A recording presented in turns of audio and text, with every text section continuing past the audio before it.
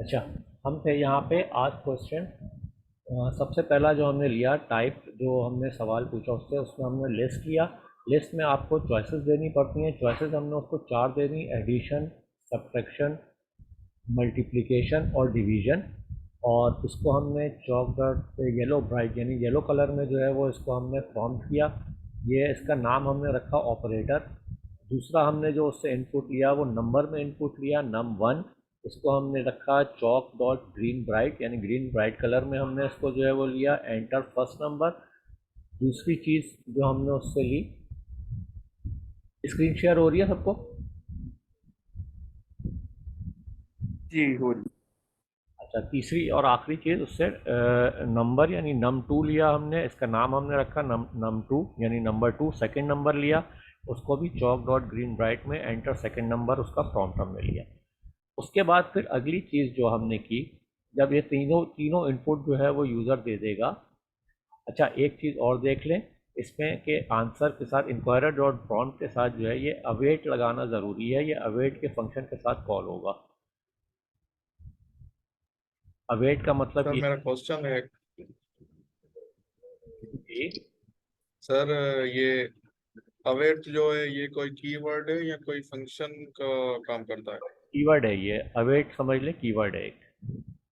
Await का मतलब ये उस वक्त तक वेट करेगा जब तक यूज़र कोई इनपुट ना दे दे। ओके। ठीक है। अच्छा, जब ये तीनों इनपुट यूज़र के आ जाएंगे उसके बाद हमने जो है वो स्विच केस की स्टेटमेंट लगाई है। ये नीचे आप देख रहे हैं स्विच केस। स्विच केस की स्टेटमेंट का सिंटैक्स ये होता है: स्विच, उसके बाद ये ब्रैकेट्स ओपन होगा, उसके बाद यहाँ पे हम उसकी कंडीशन लिखेंगे यानी किस कंडीशन पे आपको चेक लगाना है। आंसर डॉट ऑपरेटर, ऑपरेटर के ऊपर हमने चेक लगाना है कि ऑपरेटर एडिशन हो। जैसे हमने एफ जेनर्स में करते हैं ना कि answer dot operation equals to addition, answer dot operation operator equals to subtraction. उसी तरह स्विच केस में हम लिखते हैं यहाँ पे अपनी कंडीशन किस वेरिएबल के साथ हमने चेक करना है और उसकी कंडीशन किसके साथ इक्वल्स टू, उसको केस में लिखते हैं। स्विच में हमने लिखा आंसर डॉट ऑपरेटर, ऑपरेटर के वेरिएबल में जो भी वैल्यू होगी। जी फरहान भाई।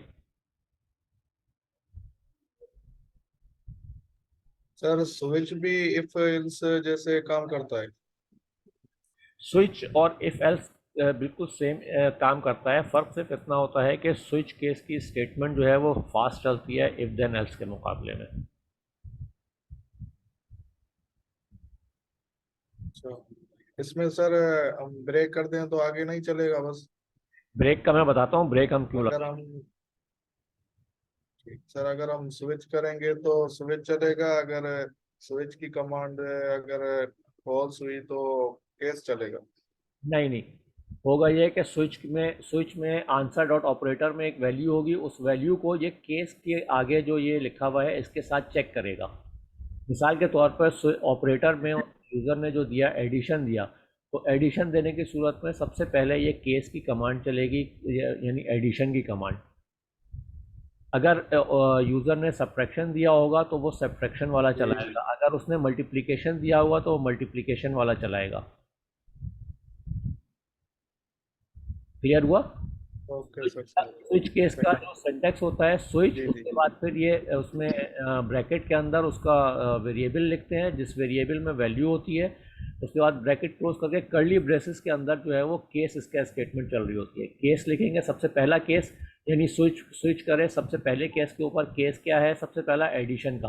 एडिशन ये याद रखें, यहाँ पे जो आप इसमें जी इन्वर्टेड कॉमास के अंदर जो वैल्यू देंगे ये बिल्कुल वैसी वही होनी चाहिए जो यहाँ पे एडिशन आपने लिखा हुआ है।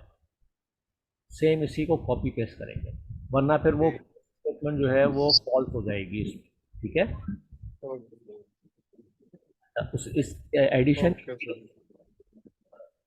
एडिशन की केस के एडिशन के फर्स्ट केस एडिशन के अंदर जो है हमने console डॉट लॉग कराया ब्लू कलर के अंदर, चॉक डॉट ब्लू करके। मैंने डायरेक्टली यहाँ पे ऐड का फंक्शन तो मैंने नहीं बनाया। मैंने आपको बताया था मैं डायरेक्टली कंसोल के ऊपर जो है प्रिंट करा दूंगा। तो मैंने अपने ये एक स्टेटमेंट आंसर, सबसे पहले मैंने पहली वैल्यू नम वन की वैल्यू कॉल की, फिर उसके बाद प्लस का साइन दिया, उसके बाद num2 की वैल्यू यहाँ पे प्रिंट कराई, फिर उसके बाद इक्वल्स का साइन प्रिंट कराया, और उसके बाद मैंने आंसर डॉट num1 और आंसर डॉट num2 को आपस में प्लस करके प्रिंट करा दिया। यहाँ तक समझ में आया? जी जी जी। अच्छा, उसके बाद फिर मैंने यहाँ पे ब्रेक की कमांड दे दी। ब्रेक की कमांड इसलिए दी मैंने कि स्विच केस की स्टेटमेंट में एक होती है डिफ़ॉल्ट की, स्विच होता है, केस होता है, और एक डिफ़ॉल्ट वैल्यू होती है। यानी अगर कोई भी केस जो है वो उसका तमाम केसेस फॉल्स हो जाए तो वो डिफ़ॉल्ट को जो है वो करवा कर देता है। अगर यहाँ पे मैं इसको ब्रेक नहीं लिखूँगा तो इस सूरत में ये केस को भी, मिसाल के तौर पे एडिशन का ट्रू हो जाता है तो एडिशन का ये चलाएगा, और अगर ब्रेक नहीं होगा तो ये डिफ़ॉल्ट को भी चला देगा यहाँ पे। तो इसलिए यहाँ पे हम ब्रेक करते हैं ताकि ये स्विच केस के जो ब्लॉक है, स्विच और केस स्विच स्टेटमेंट का जो ब्लॉक है उस ब्लॉक से बाहर आ जाता है ये ब्रेक लगाने से। यहाँ तक समझ में आया ब्रेक का? हेलो। जी सर, मतलब सर जैसे हम जैसे इफ लगाते हैं, उसके बाद अगर हम चाहते हैं कि इफ ना चले उसके बाद इफ चल जाए, इसमें बस हम डायरेक्ट स्विच लगा कर केस देते हैं। अगर यूजर एडिशन दे तो ये चल जाए, नहीं तो डिफॉल्ट वैल्यू आ जाए। जी, यहाँ पे केस अगर यहाँ पे जो है वो ट्रू हो जाएगा, एडिशन अगर ट्रू होगा तो ये इसके अंदर का चलेगा, और उसके बाद फिर ब्रेक स्टेटमेंट के बाद ये स्विच के जो है ब्लॉक से बाहर आ जाएगा। ओके। यानी डिफ़ॉल्ट की नहीं चलेगी, डिफ़ॉल्ट वाला जो ब्लॉक है ये ब्लॉक नहीं चलेगा बस। अच्छा, सब्ट्रैक्शन का, ठीक है सर। अगर यूज़र ने सब्ट्रैक्शन को जो है वो दिया होगा तो सब्ट्रैक्शन का ब्लॉक चला देगा, अगर मल्टीप्लिकेशन दिया होगा तो मल्टीप्लिकेशन के अंदर का ब्लॉक चला देगा। मल्टीप्लिकेशन में सब में वही है, जैसे आपने फंक्शन बनाते हैं वैसे ही यहाँ पे फंक्शन के बजाय जो है वो मल्टीप्लाई किया हुआ है। ये माइक्स कर देंगे।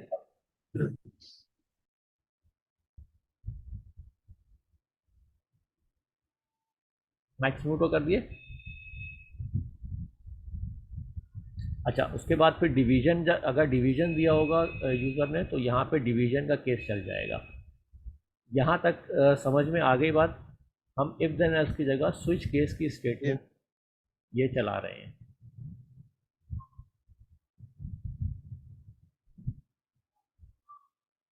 यहाँ तक समझ में आ गई? जी हाँ सर।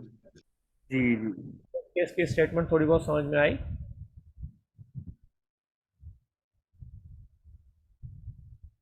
जी हाँ। जी अमर भाई। अच्छा, यहाँ तक जो है वो हम अपने जो फाइल है इसको हम रन कर लेते हैं, कंपाइल करते हैं। कंपाइल करके हम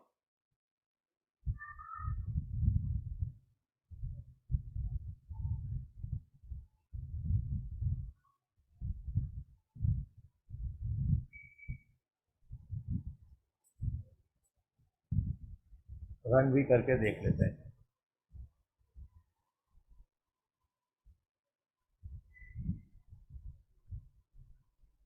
ये वेलकम के बाद जो हमारा चलेगा चलेगा आपका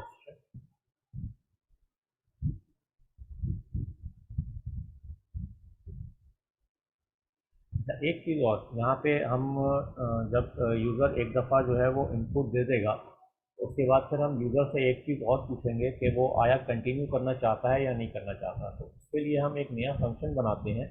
वो फंक्शन है लूप का फंक्शन, कि हम लूप कितनी दफ़ा चलाना चाहते हैं।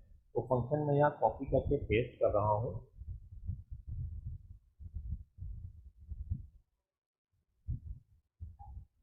ये स्टार्ट लूप का फंक्शन है।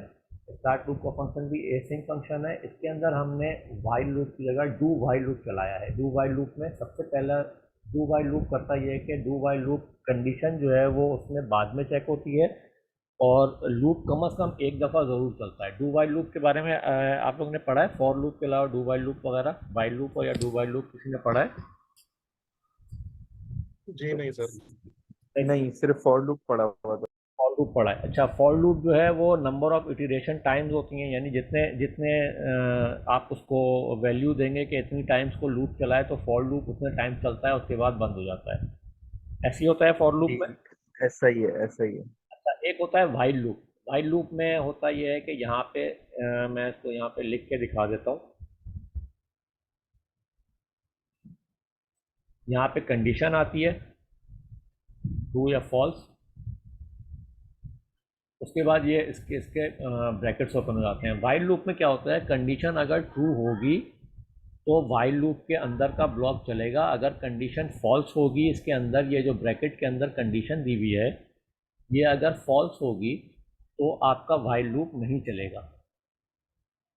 मेरी बात समझ में आई? ठीक है, ऐसे ही था। अच्छा, के अलावा वाइल लूप के अलावा एक होता है do while loop. Do while loop क्या होता है कि डू वाइल लूप कम से कम एक दफ़ा ज़रूर चलता है। एक दफ़ा चलने के बाद, ब्लॉक चलने के बाद एंड पे जाके उसके अंदर वाइल लगता है, वाइल की स्टेटमेंट लगती है और वहाँ पे जो है वो उसकी कंडीशन चेक होती है।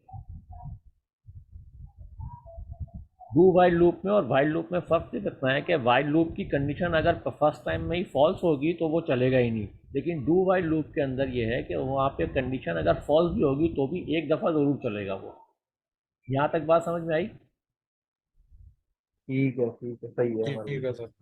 अच्छा, डू वाइल लूप का जो स्ट्रक्चर है इसमें डू लिखते हैं, डू डू का स्टेटमेंट आएगा, उसके बाद करली ब्रेसेस खुलेंगे, उसके अंदर करली ब्रेसेस के अंदर जो है वो तमाम कोड लिखा जाएगा और करली ब्रेसेस, डू का करली ब्रेसेस क्लोज करने के बाद यहाँ पे आखिर में आप वाइल लिखेंगे और उसके आगे आप ब्रैकेट्स में कंडीशन दे देंगे अपनी कि आपने कौन सी कंडीशन चेक करानी है। क्लियर हुआ यहाँ तक? जी सर। जी इस डू वाइल लूप के अंदर, स्टार्ट लूप के फंक्शन के अंदर हम एक काम कर रहे हैं, वो ये है कि हम उससे एक क्वेश्चन पूछ रहे हैं। हमने सबसे पहले तो उससे जो है वो आस्क क्वेश्चन, यानी जो हमारा पहले फंक्शन था आस्क क्वेश्चन का, जिसमें हमने तमाम तर ये अपनी पूरी एक कार्रवाई की थी इसकी, उसमें पूरे फंक्शन अपना लिखा था जिसमें हमने एडिशन सब्ट्रैक्शन वगैरह किया था, ये हमने सबसे पहले कॉल कर लिया है। इसको देखें, यहाँ पे आस्क फंक्शन जो है वो अवेट के साथ कॉल हो रहा है।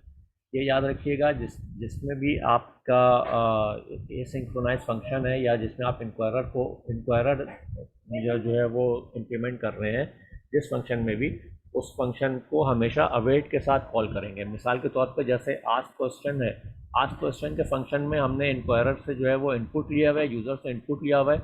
यहाँ पे भी आपने अवेट लिखना है जहाँ पे आप इंक्वायरर डॉट प्रॉम्प्ट लिख रहे हैं, और उसके बाद आखिर में भी जो है ना, यहाँ पे जहाँ पे आप इस फंक्शन को कॉल करेंगे, इस फंक्शन को कॉल करते हुए भी आप अवेट के साथ कॉल करेंगे। यहाँ ये बात मेरी समझ में आई? ठीक है, ये तो समझ आ गई। अमर भाई, ये इंक्वायरर डॉट प्रॉम्प्ट का क्या काम है?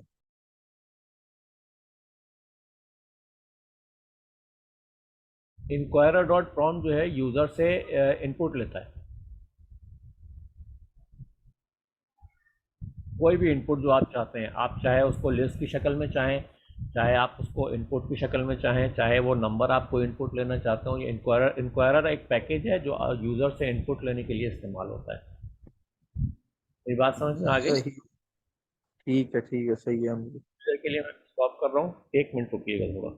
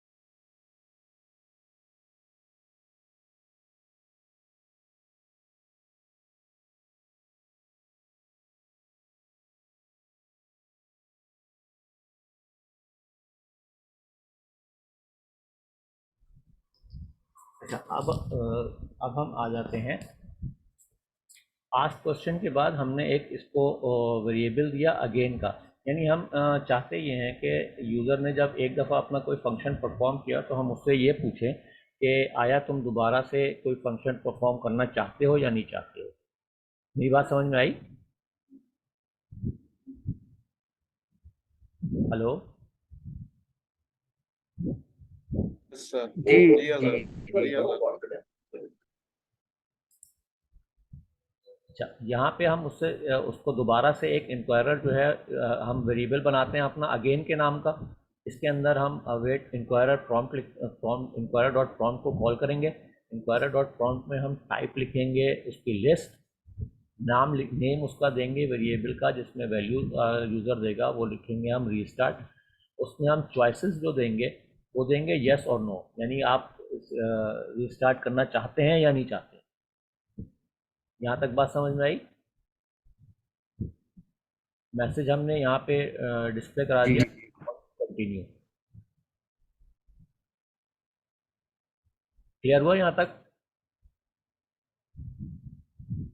जी अमर भाई जी हो गया। अच्छा, इसमें यूज़र जो भी इनपुट देगा अगर वो यस करता है तो यहाँ पे ये वाइल का जो हमने लगाया हुआ है कंडीशन, यहाँ पे अगेन डॉट स्टार्ट में जो हमने वाइल कंडीशन लगाई हुई है, ये अगर यस होगी तो ये डू वाइल लूप दोबारा से चल जाएगा। अगर वो यूज़र जो है वो हमारा कहता है नो नो कर देता है तो ये वाइल लूप ऑटोमेटिकली जो है वो एंड हो जाएगा और आपका प्रोग्राम एंड हो जाएगा। ये बात समझ में आती है? जी हाँ सर। जी हाँ सर। जी जी जी अमर भाई। अब होगा क्या, हम स्टार्ट लूप का जो ये फंक्शन है इसको हम कॉल कहाँ पे करेंगे।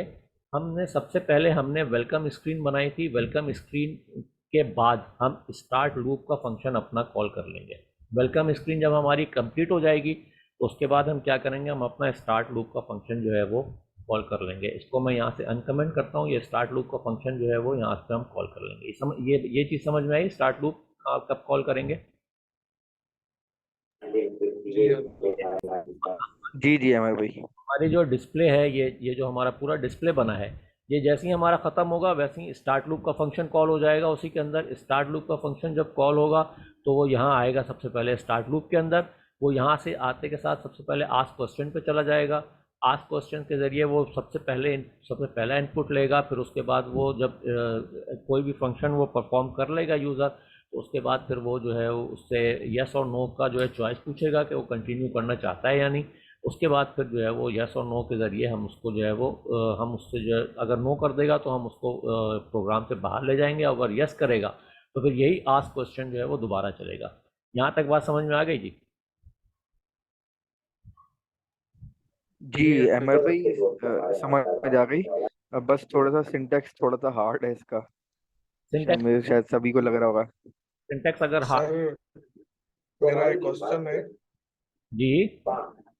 सर ये नीचे आपने जो फंक्शन बनाया ना वहाँ चले, तो ये यहाँ पे एज फंक्शन है ना, इसको थोड़ा डिफाइन कर दें कि हमने सिर्फ वो नॉर्मल फंक्शन होता था वेरिएबल में हम बनाए तो वो पड़ा है, इसको थोड़ा डिफाइन कर दें।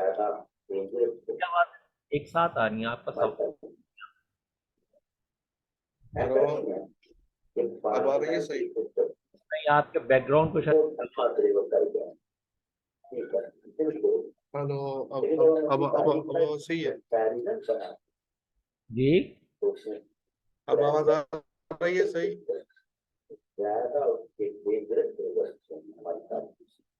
हेलो। आपका सवाल नहीं समझ में आ सका। ए सिंक का फंक्शन आप पूछना चाह रहे हैं? ए सिंक का फंक्शन जो है वो दोबारा समझा दो, ए सिंक क्यों लिखते हैं?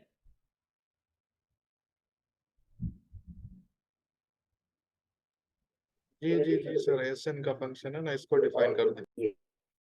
अच्छा, ए सिंक्रोनाइज जो है ना, ये ऐसे ए सिंक्रोनाइज ऐसे तमाम फंक्शंस को में यूज़ होता है जिसमें या तो आप यूज़र से इनपुट ले रहे हो या आप किसी जगह से डेटा गैदर कर रहे हो।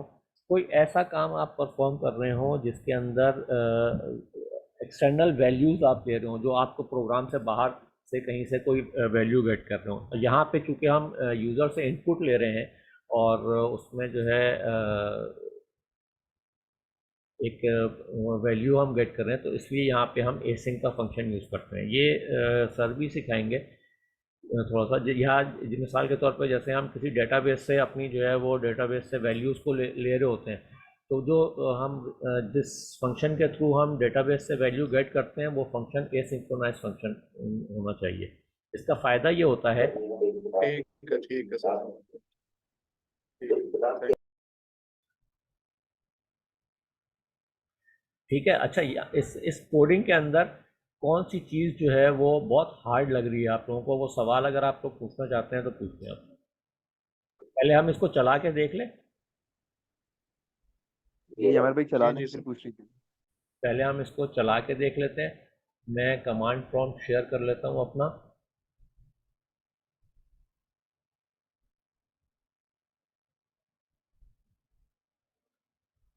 कमांड प्रॉम्प्ट आ रहा है सबके पास? जी हाँ सर।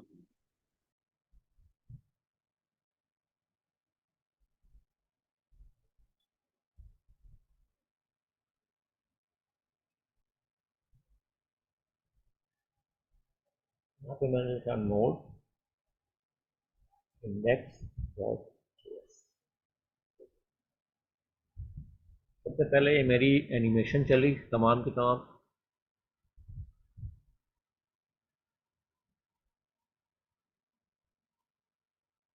अब आप देखें उसने जो है फौरन मुझसे जो है वो ऑपरेटर पूछ लिया कि आप क्या करना चाहते हैं, एडिशन करना चाहते हैं, सब्ट्रैक्शन करना चाहते हैं, एडिशन करना चाहते हैं, सब्ट्रैक्शन करना चाहते हैं, मल्टीप्लिकेशन या डिवीजन। मैंने उसको कहा मैं एडिशन करना चाहता हूँ। उसने सबसे पहले मुझसे नंबर पूछा, आप अपना पहला नंबर दें। मैंने लिखा 2। उसने मुझसे दूसरा नंबर पूछा, आप अपना दूसरा नंबर दें। मैंने लिखा 5। मैंने इसको एंटर किया तो इसने मुझे आंसर दे दिया 2 + 5 = 7।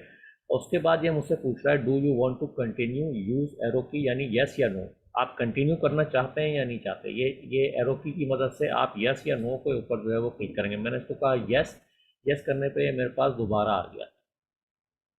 दोबारा ये पूछेगा, मैं इसको दोबारा से कुछ कोई फंक्शनैलिटी परफॉर्म कर लूँगा। सब्ट्रैक्शन पे कर लेता हूँ। सब्ट्रैक्शन मैंने किया। मिसाल के तौर पे मैंने पहला नंबर दिया 5। 5 के बाद मैंने दिया इसको 3। 5 में से 3 को माइनस कर दे। इसने मुझे 5 में से 3 माइनस करके 2 निकाल के दे दिया। इसके बाद मैंने क्या किया, मैं अपनी सेकंड नो की फंक्शनैलिटी देख लेता हूँ कि नो पे ये मेरे बाहर लेके आता है या नहीं आता। मैंने इसको नो किया तो ये देखें, ये मुझे जो है कैलकुलेटर के उससे जो है बाहर लेके आ गया।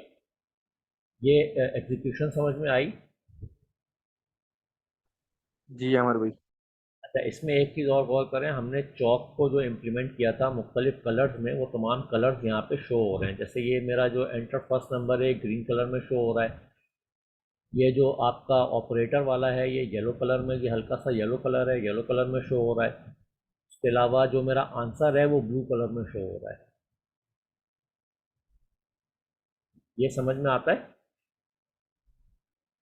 जी अमर भाई। अब मुझसे जी हाँ सर। अब मुझसे वन बाय वन सवाल पूछ ले। जो चीज़ें, जो कोडिंग आपको हार्ड लग रही है उस कोडिंग के हवाले से सवाल पूछ लें। जी अमर भाई, मुझे तो बेसिकली ये पूछना था, ये जो पूरा कैलकुलेटर बनाने का सिंटेक्स है, तो सिंटेक्स तो हार्ड लग रहा है, जाहिर है फर्स्ट टाइम प्रोजेक्ट बना रहे थे। सिंटेक्स हार्ड लग रहा है। जिस तरह भी मैंने आपसे पूछा था इंक्वायरर डॉट प्रॉम्प्ट क्या करता है, इस तरह तीन चार चीजें तो मुझे सम प्रॉब्लम हुई थी। जैसे इंक्वायरर डॉट डॉट प्रॉम्प्ट था, चौक क्या काम करता है, इसको सिंटेक्स किस तरीके से लिखना है, मुझे इन चीजों में प्रॉब्लम फेस आ रही थी। चॉक में आप चॉक एनिमेशन को एक को छोड़ दें अगर, और सिर्फ आपको जो है वो इसको भी ले लें। ये जो हम मैसेजेस के ऊपर जो चॉक की इम्प्लीमेंटेशन कर रहे हैं, जैसे चॉक डॉट येलो, यानी चॉक को हमने इंपोर्ट किया और चॉक डॉट येलो जो है वो हमने जो है येलो ब्राइट करके हमने जो है वो उसका ऑपरेशन परफॉर्म कर लिया। जिस इस मैसेज के ऊपर जो है हमने इस मैसेज को येलो कलर दे दिया। इसके अलावा जो हमने चॉइसेस थी उनको येलो कलर दे दिया। फिर हमने जो जॉब का जो है वो फर्स्ट नंबर को जो है हमने उसको ग्रीन ब्राइट कलर दे दिया। इसमें इम्प्लीमेंटेशन में, चॉक की इम्प्लीमेंटेशन में क्या चीज़ है जो वो कर रही है चॉक को मुझे बेसिकली इंपोर्ट किया यहाँ पे? देखिए आपने पहले एक वो बनाया फंक्शन, जी जी बोले। आपने एक फंक्शन बनाया कौन स्लीप का, उसके बाद आपने जो है सो क्या नाम है, राउंड ब्रैकेट दिया, फिर आपने is equal to greater than का साइन लगा दिया, लेस देन का। ये एरो फंक्शन कहलाता है। अच्छा, मैं एक काम करता हूँ, मैं ये जितनी एनिमेशन है, चौक जी एनिमेशन, इसको मैं कर देता हूँ कमेंट। जी जी सर जी। मेरा एक क्वेश्चन है।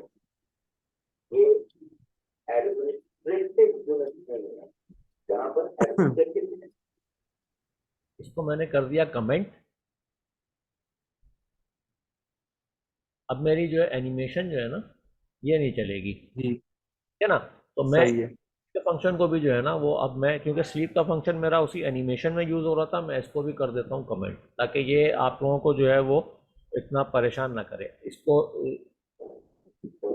सर मेरा एक सवाल है कि ये यहाँ पे आपने कौन सी स्लीप में जो है ना फंक्शन में लिखा है, प्रोमिस ब्रैकेट में रेस सेट टाइम, इसको थोड़ा डिफाइन कर दें कि ये किस चीज़ को डिफाइन करता है, किस टाइप में। आपके बैकग्राउंड पे आवाज़ आ रही होती है, सवाल कुछ समझ में नहीं आ रहा होता आपका, बैकग्राउंड पे कौन बोल रहा है ये? मैं भाई की तरफ से सवाल पूछ लेता हूँ, असल में मेरा भी इसी तरह का कुछ सवाल था। बोले। अहमद भाई, पहले आपने ये फंक्शन बनाया कौन स्लिप के नाम का, हमने कर लिया राउंड ब्रैकेट दिया, उसके बाद राउंड ब्रैकेट के बाद आपने क्या चीज बनाई, ये is equal to less than के जो साइन लगाया। ये एरो फंक्शन के लिए जो है वो, एरो फंक्शन का सिंटैक्स होता है, इक्वल्स टू ग्रेटर देन का साइन दिया जाता है। एरो फंक्शन जो है वो आप उसको यूट्यूब के ऊपर सर्च कर लें, एरो फंक्शन का क्या, ये सिंपल फंक्शन की तरह होता है। अब जो है वो एरो फंक्शन बनते हैं, ये समझ लें एरो फंक्शन है ये स्लीप जो है वो एक वेरिएबल है, कांस्टेंट वेरिएबल है स्लीप के नाम से। उसको मैंने एक एरो फंक्शन के जरिए एक वैल्यू जो है वो दे दी है। ये है असल। सही है। और फिर हमने रिटर्न न्यू प्रॉमिस क्यों लिखा है नीचे?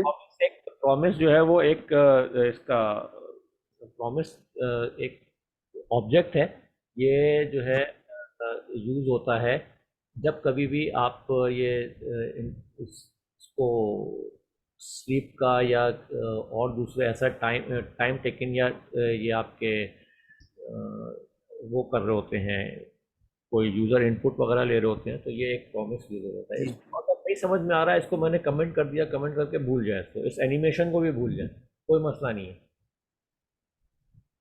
सही है। अब तक ना इस आस्क क्वेश्चन के ऊपर ले लेते हैं और इस पर चॉक डॉट येलो ब्राइट, ये समझ में आता है चॉक डॉट येलो ब्राइट जो मैंने किया, जी जी, ये तो कलर्स, हमें कलर्स के लिए इस्तेमाल होता है। ये इस्तेमाल होते हैं, ये हम डायरेक्टली इस्तेमाल कर रहे हैं। सबसे पहले हमने ऊपर इंपोर्ट किया था ये चौक का, इंपोर्ट चौक फ्रॉम चौक, जी यहीं से हमने ये चौक जो है इसको चौक डॉट करके करेंगे तो ये आपको खुद ही दे देगा कि येलो ब्राइट कौन कौन से कलर्स इसके पास हैं, वो तमाम कलर्स दे देगा आपको। यहाँ तक सही समझ में हो आता गया। है। मैं इस ये जो मैंने कोड को कमेंट किया है, इस कोड को कमेंट करने के बाद मैं आपको चला के दिखाता हूँ कि अब हमारी एनिमेशन जो है वो नहीं चलेगी। मैंने तो चूंकि पहले बनाया था अपना, तो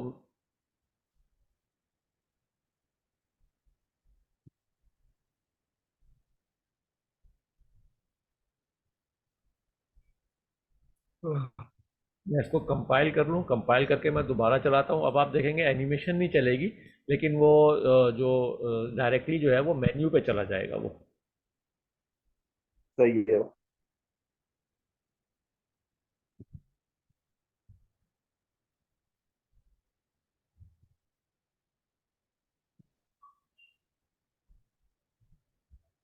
1 फ्रॉम शेयर हो रही है।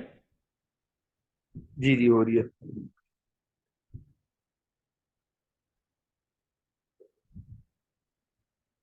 ये देखें, ये डायरेक्टली मेन्यू पे आ गया। ये आपका येलो कलर में सही है। Operation you want to perform, उसके बाद नीचे आपके मेन्यूज में पूरा मेन्यू आ रहा है। आपने उसको कोई भी दिया, मल्टीप्लिकेशन दिया, मल्टीप्लिकेशन में आप इसको 5 एंटर किया, दूसरा नंबर दिया 5, उसने मुझे इसको मल्टीप्लाई करके दिखा दिया, 5 × 5 = 25। फिर ये पूछ रहा है do you want to continue, yes या नो, तो मैंने इसको कर दिया यस। फिर दोबारा आया ये एडिशन, एडिशन में सबसे पहले मैंने इसको दिया 4, दूसरा नंबर दिया मैंने 5, इसको मुझे ऐड करके दिखा दिया। फिर मैंने इसको कर दिया नो, नो किया तो इसको मुझे बाहर बाहर गया है। अगर आपको चौक की इम्प्लीमेंटेशन में, चौक एनिमेशन वाले में स्लीप वगैरह फंक्शन में प्रॉब्लम हो रही है, कोई मसला नहीं है, आप जी चौक जो मैंने अभी इम्प्लीमेंट किया है ना, ये इम्प्लीमेंट करके देखिए। सही है। यार है, ये वेलकम स्क्रीन को छोड़ दें, वेलकम स्क्रीन वगैरह हम फिर बाद में करते भाई इस्लाम, मैं एक बात कहना चाह रहा हूँ। हैं। जी बोलें। अच्छा, मैंने जो कैलकुलेटर बनाया, हमजा साहब ने जो बनाया बताया था उसके हिसाब से बनाया। अब ये जो चीज मैंने चौक देखी है, मुझे नहीं मालूम। माशाल्लाह भाई जो समझ रहे हैं मुझसे बेहतर है कोडिंग के हवाले से, या पहले बैकग्राउंड में आपके साथ चल रहे होंगे, मुझे नहीं मालूम। बट ये कि मेरे लिए एक चीज, सारी जितनी चीजें थी ना मैंने उसको ऑब्जर्व किया, अंडरस्टैंड करने की कोशिश की, कुछ चीजें समझ आई कुछ चीजें नहीं समझ आई। बट ये थॉरली मैं इसको मजीद देखूंगा। कल यही लेक्चर हमारा क्लास में होना है, मैं ये पूछना चाह रहा हूँ। ये सर बता सकेंगे। मेरे ख्याल से शायद अगर लेना होगा लेंगे। मुझे उसका पता नहीं है कि कल वो कौन सी चीज़ पढ़ाएंगे अभी। आपको उसमें चौक में क्या चीज़ समझ में नहीं आई?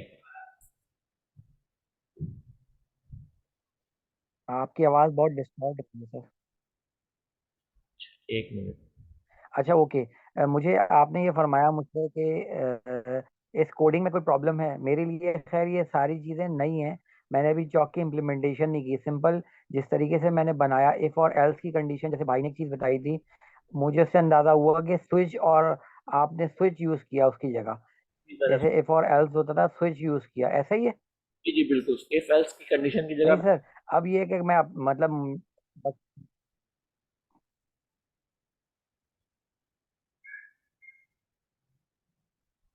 आपकी आवाज़ का इशू आ रहा है सर, डिस्टॉर्ट हो रही है। आई थिंक इंटरनेट प्रॉब्लम शायद। हो सकता है अभी सही आ रही है आपकी आवाज़ मेरे जी पास। अच्छा। अच्छा, मैंने 4G कनेक्शन से मैं बात कर रहा हूँ, मैंने कहा शायद इंटरनेट ऊपर नीचे हो जाए तो चीज़ सही हो। खैर सर मैं ये कह रहा था कि मैं इस कोड, जो आपने कोड्स वगैरह लिखे हैं, मैं इसको इम्प्लीमेंटेशन करने की कोशिश करूंगा अपने तौर पर। मैंने ये कोशिश की है, ये रिकॉर्डिंग आपकी जो है ये आप मेल कर देंगे सर, हो जाएगी ये या नहीं? बिल्कुल मिल जाएगी। मैं बिल्कुल, मैं इसको देख के कल हमारे पास जब तक टाइम होगा क्लास का, उससे पहले पहले मौका लग के ये मैं देखता हूँ अपने तौर पे, और अप्लाई करने की कोशिश करता हूँ। फिर जो प्रॉब्लम होगी फिर वो मैं आपसे डिस्कस कर लूंगा। ठीक है boss. Thank you so much. Sir welcome. वो गिटहब और गिट अभी काफ़ी टाइम हो गया, सर हमारा ये गिटहब के हवाले से फिर वो कुछ आप बाद में प्लान कर लीजिएगा आइडिया, क्योंकि उस पर प्रोफाइल और वो सारा अपलोड करना है प्रोजेक्ट, उसके बारे में तो कोई आइडिया नहीं है सर, जो मैं आपसे डिस्कस कर रहा था। वो वो कल या तो कल क्लास में पूछ लेंगे, या कल क्लास है ना, कल क्लास होगी उसमें उसमें देख लेंगे। नहीं तो मैं दोबारा कोई जूम मीटिंग एक और रख लूँगा, उसमें हम गिटहब और एनपीएम के ऊपर पब्लिश करना सीख लेंगे। बेहतर है। मैं अभी ये देख रहा था कोर्स, तो मेरे तो कुछ चीजें समझ आई, कुछ चीजें ऊपर से गई। तो बी ऑनेस्ट मुझे आइडिया हुआ कि मेरे कितनी लूप होल्स हैं जो चीजें नहीं समझ आ रही थी। जैसे कुछ दोनों भाइयों को काफी हद तक बेहतर समझ आई, बट अभी तक जो जो क्लास में हुआ उसके हिसाब से तो काफी चीजें समझ आ रही थी। बट कुछ चीजें मेरी बिल्कुल भी समझ नहीं आई। मैंने कहा चलें लेक्चर को और फोकस से देखता हूँ, अप्लाई करता हूँ, जो गलती होगी वो पूछ लूंगा फिर आपसे, ये क्या है ये क्या है ये क्या है।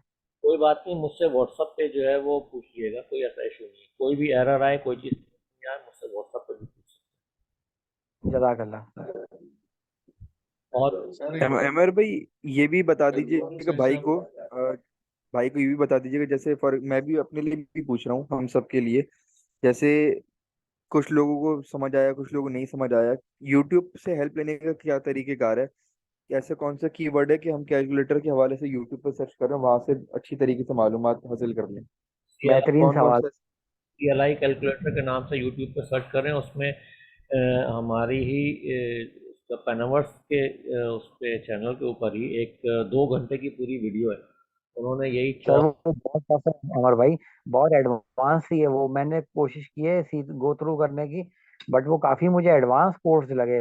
मैंने जो हम अपने शुरुआत के अंदर जो हमने स्लाइड्स को फोकस किया, और उसके बाद जो जो क्लास में हुआ वो चीजें तो मैंने कर ली। बट मैंने अब जब कैलकुलेटर को देखा तो मुझे लगा ये कोर्स कौन से यूज हो रहे हैं, ऊपर से जाने लगे, तो नहीं, मैंने इसलिए उसको ज्यादा फॉलो नहीं किया। मैं उसकी एक वीडियो जो है वो आप लोग आपको शेयर कर दूंगा। आसान है, कोई ऐसा मसला नहीं है। अगर चौक इम्प्लीमेंट नहीं भी करना आ रहा ना, कोई मसला नहीं, आप सिंपल कैलकुलेटर इम्प्लीमेंट बनाना सीख लें बस। कि आपने यूजर से जी जी। इंक्वायरर समझ में आया? आप जी, इंक्वायरर तो समझ आया। इंक्वायरर मैंने अपने तौर पे भी चलाया था ना सर, तो मुझे इंक्वायरर समझ आ गया था। आपके पास जो देखा मैंने, आपने सारी कमांड्स पहले, आपने कैलकुलेटर बनाने से पहले सारी रन कराई हैं। ये मैंने एक चीज देखी, हमारे यहाँ क्लास में सर हमजा ने मिड में कराई थी चीजें, और चेंजिंग कराई थी, आपने सारा प्रोजेक्ट शुरू होने से पहले कराई है। ये एक फर्क है। तो मुझे अंदाजा हुआ कि हर डेवलपर अपने मिजाज के मुताबिक अपने प्रोजेक्ट को लेके चलता है। असल में मेरे पास यहाँ पे थोड़ा सा टाइम के भी कम था ना, 40 मिनट की जो है वो होती है, तो उसमें इसलिए मैंने कॉपी पेस्ट को ज़्यादा तवज्जो दी। अगर इसको अगर मैं लाइन बाय लाइन लिखने जाऊँ तो लाइन बाय लाइन लिख के भी समझा सकता हूँ, लेकिन ये फिर टाइम उसके लिए जो है ना वो ज़्यादा फिर है, तो फिर किसी दिन और। टेकिंग है, वो टाइम टेकिंग है। आप वीडियो शेयर कीजिएगा सर, फिर मैं उसके हिसाब से आपसे मतलब वक्तन फवक्तन पूछता रहूंगा, क्योंकि टू बी ऑनेस्ट ये कोड मेरे हिसाब से काफी एडवांस थे, जो हम अभी स्लाइड्स और के पीछे कम करके आए हैं। अब इन चीजों में नई चीजें आई हैं तो मजा भी आएगा, बट ये कि मेरे हिसाब से काफी एडवांस चीजें थी। अभी मैं इसको, आप जब ये रिकॉर्डिंग शेयर करेंगे मैं फॉलो करता हूँ, मैं करने की कोशिश करूंगा। अच्छा, स्विच केस समझ में आया सबको? स्विच आपने वो बोला ए फॉर एल्स है, तो स्विच यूज कर रहे हैं उसकी जगह। ये बात मुझे दिमाग में बैठ गई। अब उस बस कोर्स एक, को फॉलो करूंगा, देखूंगा तो समझ आएगी। बस स्विच केस और इफ एल्स का इसमें फ़र्क सिर्फ इतना है कि स्विच केस जो है वो थोड़ा फास्ट चलता है इफ एल्स के मुकाबले में। जी जी, ये आपके अल्फाज समझ आ गए मुझे। जी जी। सर ये लॉन्ग सेशन हर